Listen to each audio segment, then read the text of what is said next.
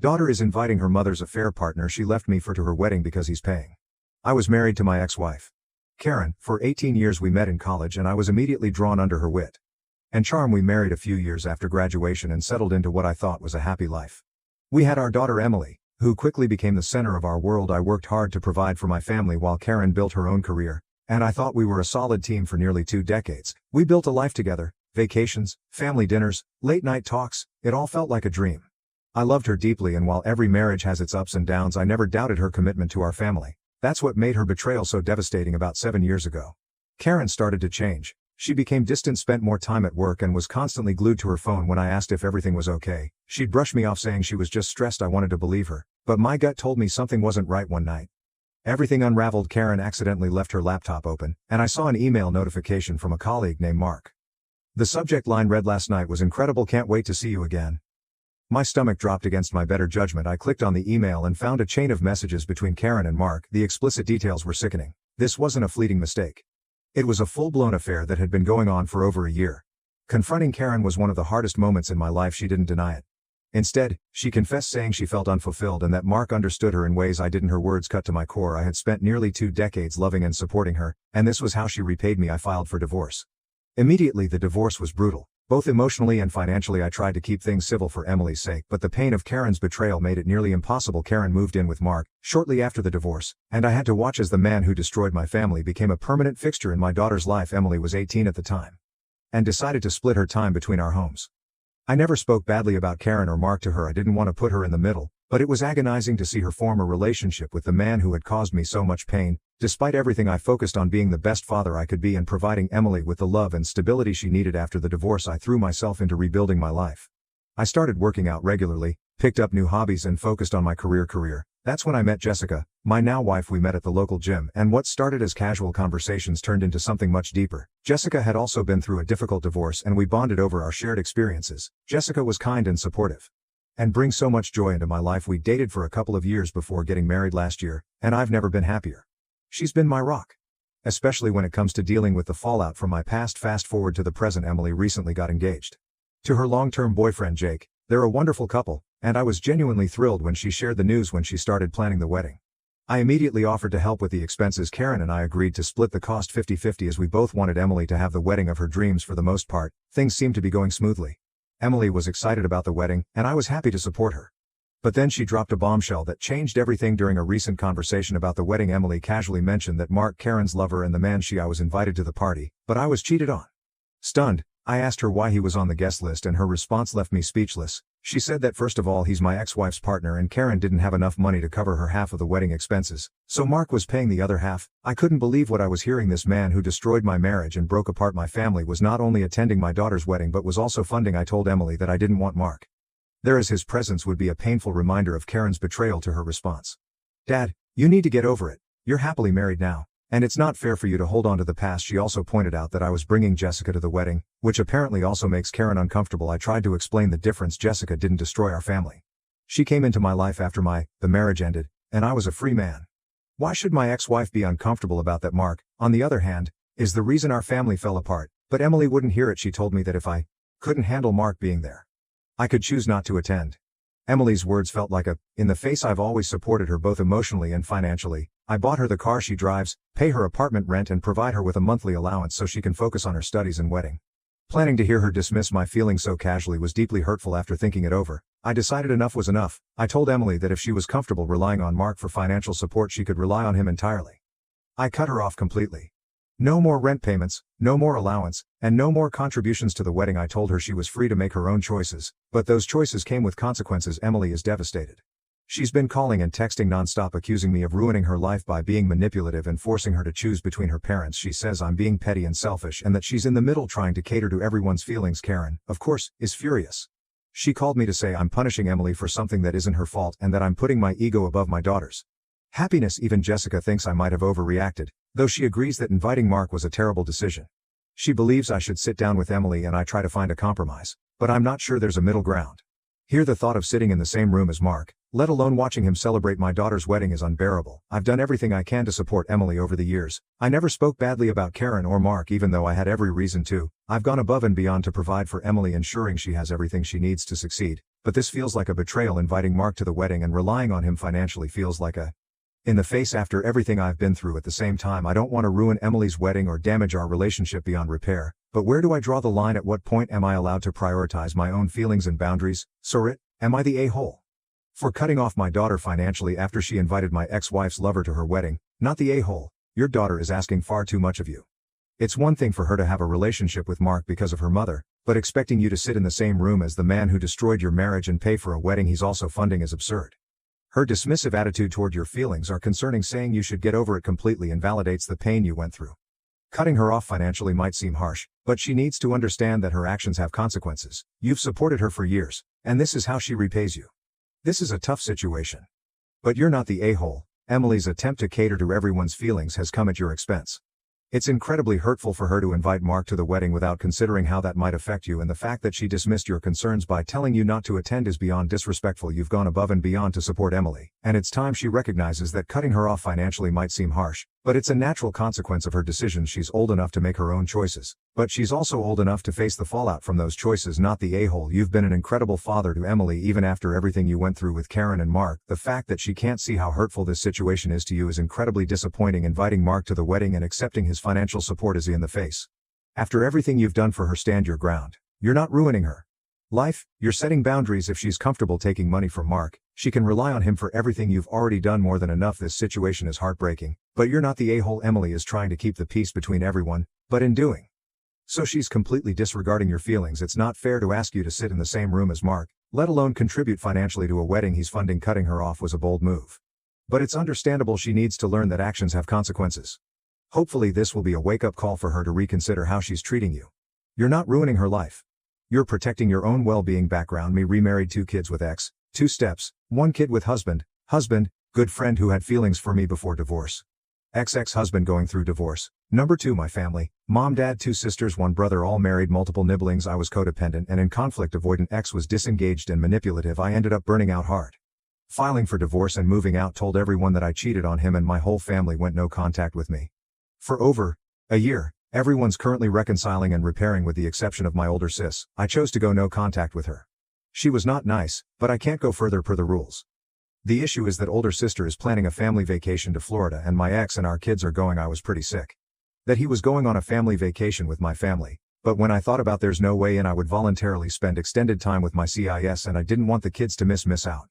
There wasn't any reason why they shouldn't go, so I came to terms and I let it go. My husband was upset about my family excluding me again, but I thought he was in agreement that it was best just to let it go. Today I found out that the original plan didn't include my kids, but my mom wanted them there, but she also didn't want to have to be responsible for watching them and knew I wouldn't go, so she invited my ex. She also paid his share knowing that he would reimburse her once he got his money back from his soon-to-be ex-wife.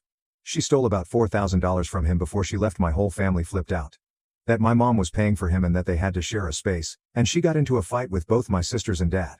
I told this to my husband in a won't believe what drama is going down on the other side, spectator sport sort of way.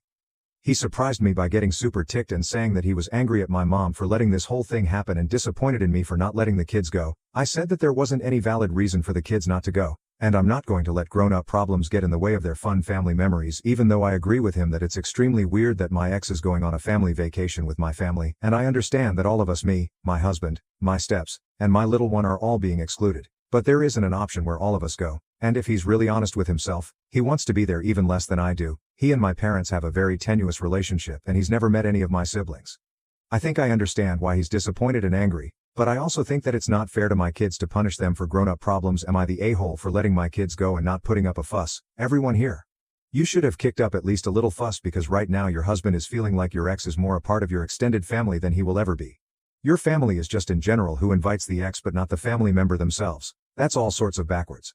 I don't care how you rationalize it. Everyone here except for your husband and the kids, why do you think your children would want to be or benefit from being involved in this ridiculous blizzard? You're sending them with one of your sisters who was so not nice you still have no contact with her after reconciling with the rest of the family, and who doesn't want them or you or your husband or your other daughter there too. Your disengaged and manipulative ex-husband who divorced out of this family and then detonated another marriage in front of your children in a still unresolved financial dispute. 3. Your mother, who chose to force them on the former by hiring the latter but who can't be bothered to watch them herself, for your sister and father who doesn't want to be stuck in a hotel room with this mess. Your husband is disappointed because you're sending his stepchildren into the very same twisted pile of flaming wreckage that you're rubbernecking at. If you want a vacation from your kids, hire a sitter but not your ex.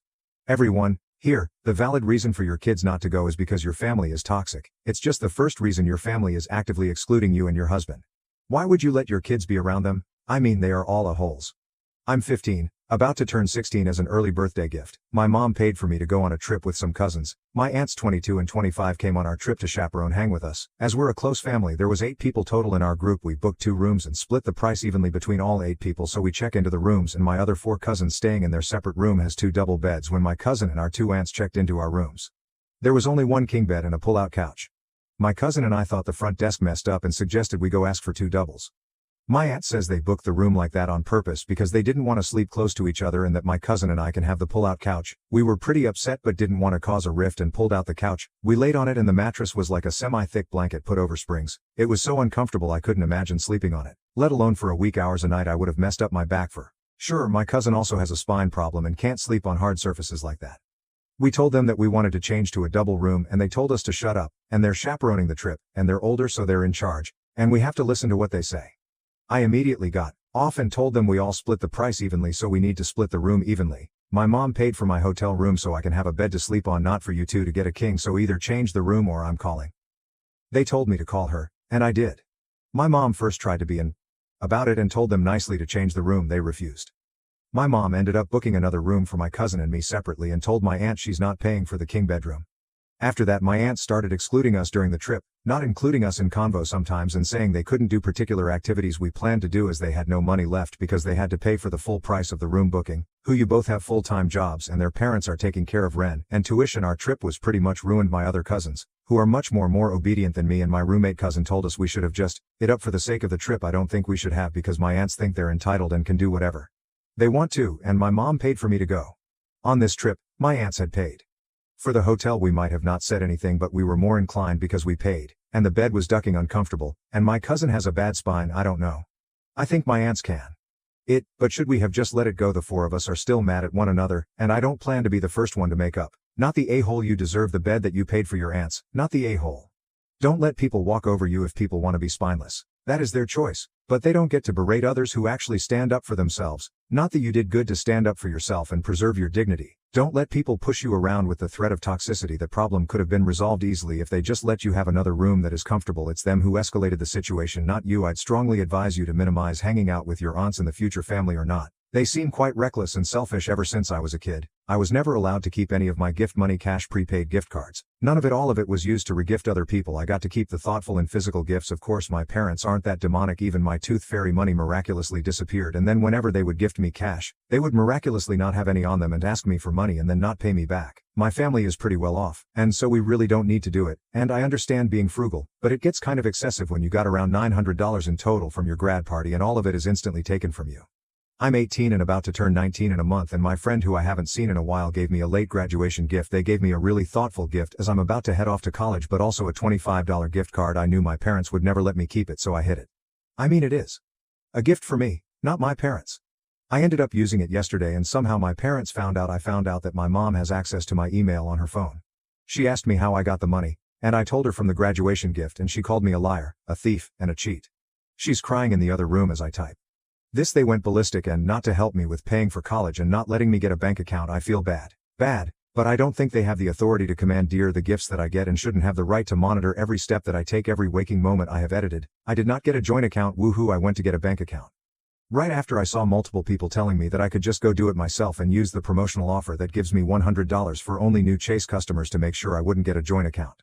My parents didn't let me use my grandma's check just yet, so I used a check that I got for winning a business competition, which was enough. I'm moving away to college in the next few weeks, so I'll have a little more freedom. I'll just play it by ear for the tuition. Although this isn't the only thing about them, I still love them and care deeply about them. They do love me but struggle to properly manifest their love because they didn't have great relationships with their parents, so I won't go completely no contact. Not to mention they are helping me with my tuition and letting me rent a house we own rent. Like I said previously, these experiences are just helping me create a blueprint for how my children's lives are supposed to be edited too. By the way, the competition I won was in person finance. It just didn't occur to me that I could go to the bank by myself.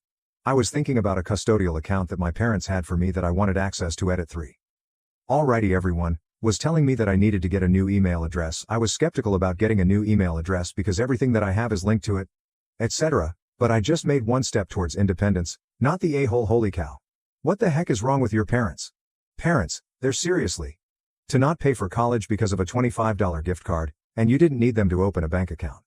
You're 18 and can open one on your own. At least in the US your parents have been your money, and you need to move out and make sure they have no access to any of your accounts. Not the a-hole. You're right, they don't have the authority to commandeer and steal your gifts that other people gave you. If I were someone who'd gifted you cash and found out your parents had simply taken it, I would be livid at them, and they would absolutely hear about how incredibly inappropriate and ducked up that is. Your parents are financially aggressive toward you, and all I can recommend is to get far away from them as soon as you can. Not the a-hole. Your parents are thieves. Your mom is insane, and I really think you need to think of other ways to pay for college because I would not trust them to pay.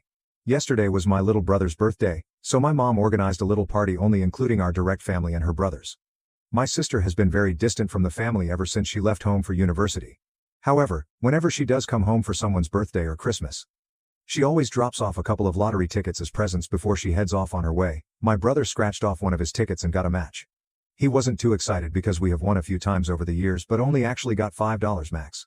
He asked me to go out and redeem it because he wasn't 18 yet, and I was initially reluctant because we live out of town, and the closest lotto is 30 minutes away. I told him I would go if he gave me half of what he won, and he agreed. I left to redeem the ticket and I ended up winning $500 cash in hand. I was ducking stoked and rushed back home. When I told him and showed him the money, he was ecstatic. I handed him $250. Then he looked at me and said, "What?" The duck. I asked him what was wrong and he told me to hand over the rest. After I tried to explain to him that we made a deal, he started getting mad and throwing a little tantrum. I tried reminding him that I spent almost $200 getting him one of those authentic football jerseys of his favorite player, Neymar, but he was having none of it. The rest of the family came over to find out what all of the ruckus was about, and my brother told our mom that I stole his money. I tried again to explain the situation, but he kept interrupting me and screaming that it was his lottery ticket and his money. Our mom stepped in and said that if we can't sort it out, then she'll just take it, as she snatched it out of my brother's hands before attempting to do the same to me. I dodged her attempt and told her again that we made a deal before she told me to give it. I yelled, "Duck!" This as I left and drove back to my college dorm. A couple hours from home, after I got to my dorm, I was getting texts from my mom, brother and a couple cousins telling me to come back home, or just saying that I was acting like I ignored everyone. But when I got a text from my sister, who I haven't really talked to for almost a year, which said, "I heard you with some money for my ticket," I just replied with laughing my off, "Duck off." So am I really in the wrong for keeping half the money? Yes, the a-hole. Your brother got a ticket for his birthday. You had the audacity to ask for half in order to cash it because he wasn't able to seriously duck by itself. Tried to justify you taking $250 because you bought him a present that cost less than that. Ran away rather than trying to resolve the conflict with a mature duck. This ignored everyone trying to talk to you except your sister, who provided the ticket to your brother as a birthday present, just in case you've forgotten why the ticket existed in the first place. Who you told to duck off? Do you rely on your family for anything? Because if you do, I'd have a serious think about how they might retaliate for this, and then think about if $250 is worth it. Yes, the a-hole. So much your brother is 13. Info from a comment, and you're taking $250 from him on his birthday when you acknowledge that he lives at home with a struggling single mother, and then you said duck this and left with his money, effectively ruining his birthday. Ducking. Yikes. I mean, yeah, he technically owes you half the money. Would have been reasonable if he had won $5 like you were expecting, or even if he were a fellow. But seriously, instead of doing a kid your brother no less a favor on his birthday, you do this, and yeah, it would have been nice of him to give you half. But come on, you're being incredibly immature about this. He could have handled it better. Trying to profit off a 13-year-old's birthday party. Sheesh. Yes, the a-hole for sure. I thought maybe underage meant 17. You're clearly over 18, and he is 13. You stole from a child at his own birthday party after strong-arming him into giving you a piece of his birthday present. Again, you stole from a child as a grown man. You should be ashamed.